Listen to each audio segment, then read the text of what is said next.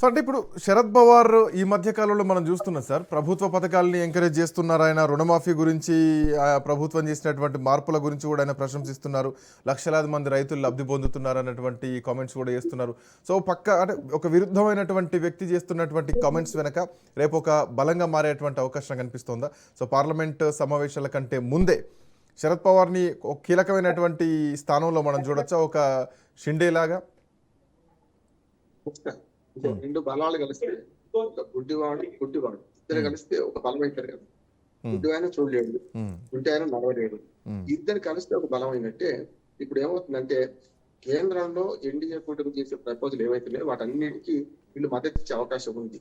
స్పష్టంగా delimitation bill, మహిళా bill, వీటికి పూర్తి స్థాయిలో అక్కడ మద్దతు ఇచ్చే అవకాశం ఉంది. ఎందుకంటే శరద్ పవార్ వర్గానికి ఎంపీలు ఉన్నారు, అజిత్ పవార్ వర్గానికి ఎంపీలు ఉన్నారు. వీళ్ళిద్దరు కలిసి అనుకోండి ఎన్డీఏ లాభం కదా. అంటే మొన్నటి దాకా చీర్చి విభజన రాజకీయాలు చేసిన ఎన్డీఏ ఇప్పుడు కలిపే రాజకీయాలు చేస్తున్నారు. చాలా ప్రాంతీయ పార్టీని చీర్చి రాజకీయం చేస్తుంది. అదే ప్రాంతీయ పార్టీ కలిపే ప్రయత్నం చేస్తున్నారు. అందులో మొదటిది ఎన్సీపీ అనుకోండి, చూశారు మీరు ఒరిస్సాలో శరద్ పవార్ ఎన్సీపీ. అంటే ఇప్పుడు చీల్చింది బీజేపీ కదా. శరద్ పవార్ పార్టీని చీల్చింది బీజేపీ కదా. ఇప్పుడు కలిపిన బీజేపీ అవుతుంది.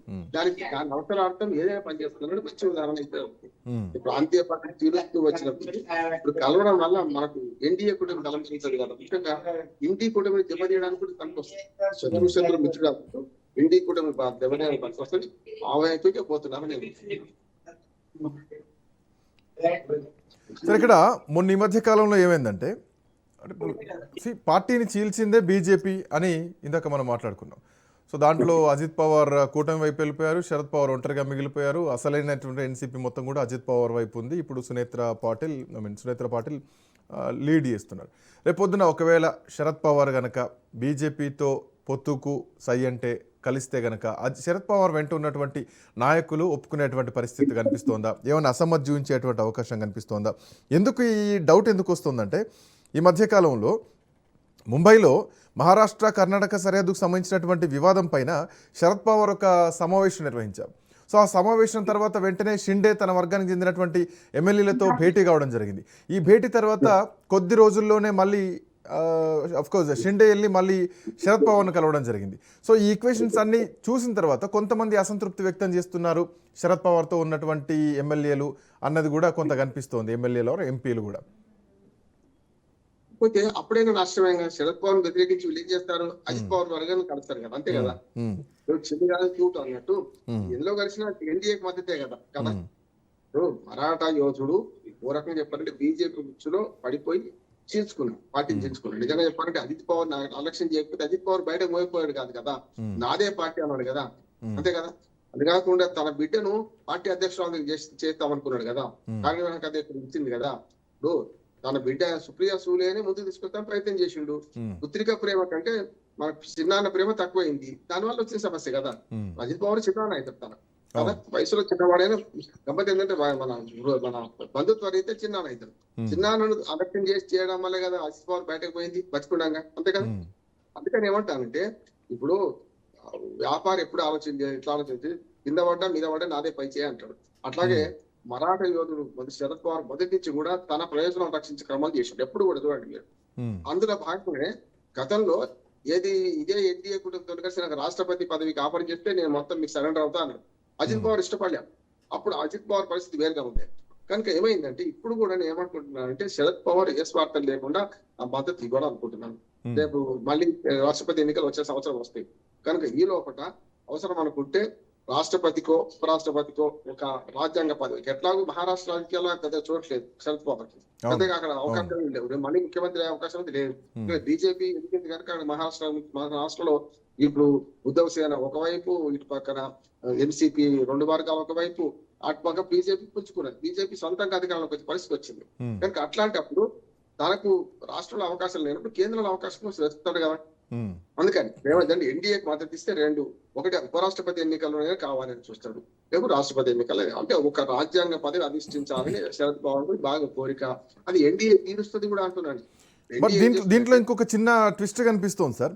డీలిమిటేషన్ బిల్లు పైన ప్రభుత్వానికి సంబంధించినటువంటి మద్దతు అడిగినప్పుడు సుప్రియా సూలే కొన్ని కామెంట్లు చేశాడు. అంటే ఆమె ఏమన్నారంటే 50% అన్ని రాష్ట్రాల్లో అయితే దెన్ అప్పుడు మా నిర్ణయాన్ని చెప్తామని చెప్పి ఒక కామెంట్ చేయడం జరిగింది. బట్ దానికి సంబంధించి ఇప్పటి వరకు ఎక్కడ 50% పెంపు గురించి ప్రస్తావించలేదు. సో అందుకే మేము దాన్ని వ్యతిరేకిస్తున్నామని చెప్పేసి గతంలో సుప్రియా సూలే చేసినటువంటి కామెంట్స్. సో ఈ కామెంట్స్ తర్వాత ఇప్పుడు శరద్ పవార్ను కలవడం, రేపు పొద్దున సుప్రియా సూలే వర్గానికి చెందినటువంటి వాళ్ళను కూడా కలుపుకునేటువంటి పరిస్థితులు ఏమైనా కనిపిస్తున్నాయా? నిన్న జరిగినటువంటి భేటీలో ఇంకొంచెం మనం డీప్ అనాలిసిస్ ఏమైనా చేయాల్సినటువంటి కొంత చీలికలు ఏమైనా చూడొచ్చా మనం? ఖచ్చితంగా ఆనాడు కూడా ఈ మహిళా బిల్లు మన డెలిమినేషన్ బిల్ ఎందుకు ఫెయిల్ అయింది? వాళ్ళు బిల్లులో పెట్టకపోవడం కదా. అవును, ఎందుకు బిల్లులో గంట సమయం ఇస్తే నేను చేస్తాను పార్లమెంట్ సాక్షిగా అమిత్ షా అన్నాడు. తప్పు అవును, కదా అది. వాస్తవం. ఏదైతే హామీ ఇచ్చిందో రేపు పొద్దున బిల్లు పాస్ అయినాక మళ్ళీ దక్షిణానికి అన్యాయం చేసేవాడు కదా వీళ్ళందరికీ. అవును, పాస్ కాకపోవడం తప్పైంది, కానీ అందులో బిల్లులో పెట్టలేకపోవడం వల్ల సమస్య అయింది కదా. అందుకని ఇప్పుడు జ్ఞానానికి వచ్చింది ప్రతి రాష్ట్రానికి 50% చొప్పున పెంచుతామని బిల్లులో పెడతారు, పెట్టి ఒప్పిస్తారు. నిన్న రాత్రి భేటీలో కూడా ఈ ప్రసక్తి వచ్చింది అంటున్నారు. ఏదైతే మీరు అన్నట్టు 50% పెడతామంటేనే శరద్ పవార్ వర్గం ఆటోమేటిక్ గా ఎన్డీఏకి మద్దతు ఇస్తుంది అంటున్నాం. అది లేకుండా ఎందుకంటే డెలిమినేషన్ బిల్ పాస్ కావాలంటే ఇంకా చాలా ఢిల్లీ బహు దూరం. యాక్చువల్ గా ఇంకా పార్లమెంట్ లో లోక్సభలో మెజార్టీకి చాలా దూరంగా ఉన్నారు. తప్పేం లేదు వీళ్ళు. స్టాలిన్ నాటోడు మద్దతు తెలియదు. 22 సీట్లు, స్టాలిన్ కి 27 సీట్లు ఉన్నాయి పార్లమెంట్ లో. వాళ్ళు మద్దతు ఇస్తే తప్ప సాధ్యం కాని పరిస్థితి ఉంది. లేదు బయట చేయాలి, మొత్తం మేము రామని బయటకు పోవాలి. బయటకు పోతే మెజార్టీ సంఖ్య తక్కువ అవుతుంది, మహేష్ గారు సంఖ్య తక్కువ అవుతుంది. అట్లనే కావాలి. కనుక ఇప్పుడు శరత్ మెల్లమెల్లగా మనకు తృణమూల్ కాంగ్రెస్ చీల్చేసి గమ్మత్ ఏంటంటే మీకు మహారాష్ట్రలో కలిపే రాజకీయాలు చేస్తుంది. ఏది రెండు శరద్ పవార్ ఎన్సీపీ 2 పార్టీలను కలిపే ప్రయత్నం చేస్తుంది. అదే తృణమూల్ కాంగ్రెస్ చీల్చే ప్రయత్నం చేసి సక్సెస్ అయింది. ఆమ్ ఆద్మీ పార్టీ చీలిపోయింది, తృణమూల్ కాంగ్రెస్ చీలిపోయింది. డిఎంకే లాంటిది కూడా డైరెక్ట్ కాంగ్రెస్ మద్దతు ఇవ్వలేని పరిస్థితి వచ్చింది. కాంగ్రెస్ చేసుకున్న దుర్మార్గం. ఇక్కడేమో బీజేపీ ఆడుతున్న నాటకంలో తృణమూల్ కాంగ్రెస్ ఆమ్ ఆద్మీ పార్టీ బలైంది. అట్లానే బీజేపీ ఆడుతున్న ఒక మంచి మైండ్ గేమ్ లో ఇప్పుడు శరద్ పవార్, అజిత్ పవార్ వర్గాలు పడ్డాయి. అజిత్ పవార్ వర్గం ఎట్లా ఉన్నది కనుక మహారాష్ట్ర రాజకీయాలు ఇది వచ్చింది. ఒక్క తమిళనాడు రాజకీయాలలో కాంగ్రెస్ స్వయంకృత అపరాధం వల్ల స్టాలిన్ ఇవాళ కాంగ్రెస్ మద్దతు ఇచ్చే పరిస్థితి లేదు. దాంతో ఏం చేస్తారు స్టాలిన్? ఆల్ ఆఫ్ సడన్ గా అటైతే ఎన్డీఏకి మద్దతు చేయక ఏం చేస్తారంటే తన ఎంపీలు 27 బదులు గైర్హాజరు చేస్తారు అనుకోండి. అప్పుడు ఏమైతే 13 సీట్లు 13 ఓట్లు తక్కువ అవసరం పడతాయి ఇక్కడ.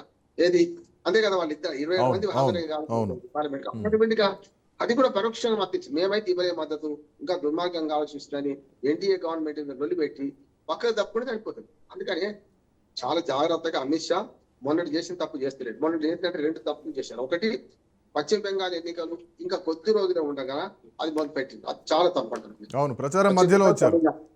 పశ్చిమ బెంగాల్ తమిళనాడు సమయం సందర్భం కాదన్నది. రెండవది ఏంటంటే అప్పుడు ఆ బిల్లులో 50% పెట్టుంటే బాగుండేది కదా, 50% పెట్టలేదు. ఈ రెండు తప్పు చేసింది. ఇప్పుడు ఏమంటుందంటే ఎన్నికలు లేవు, ఇప్పుడైతే ఎన్నికలు లేవు, మహారాష్ట్ర ఎన్నికలు కూడా వచ్చే సంవత్సరాలకు లేవు. ఏం చేయాలి ఇప్పుడు అంటే మెల్లగా ఈ ప్రతిపక్షాలలో ఐక్యతను దెబ్బతీస్తూ, ఒకటి ప్రతిపక్షాల ఐక్యతను పెంచుతూ, 2 బహుముఖ విధాలు అంటే 2 రకాలు పోతుంది. అంటే ఒకే దెబ్బకు 2 పిట్టలు. దీంట్లో ఇప్పుడు